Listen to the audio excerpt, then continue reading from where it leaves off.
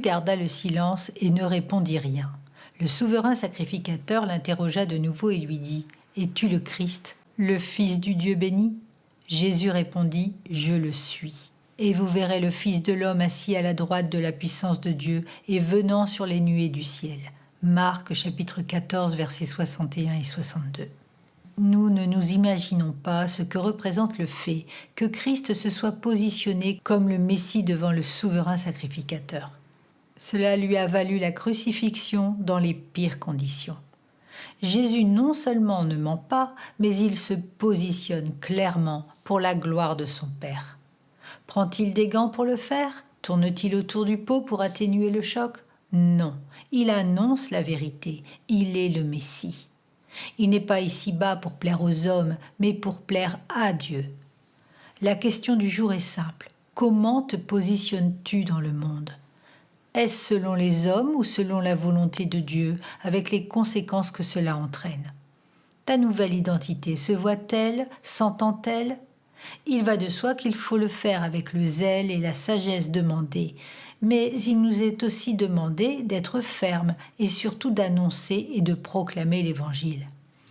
La parole de Dieu nous affirme que nous n'avons pas reçu un esprit de timidité, mais un esprit de force, d'amour et de sagesse. Où en sommes-nous? Il y a quelques mois, lors d'une prière, le Seigneur m'envoya par son esprit cette recommandation. Positionne-toi.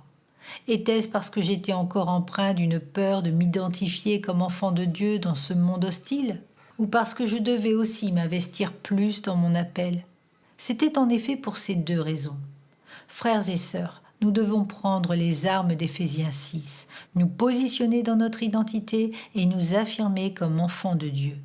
Car comment le royaume peut-il avancer si nous ne témoignons pas ouvertement? Franchement.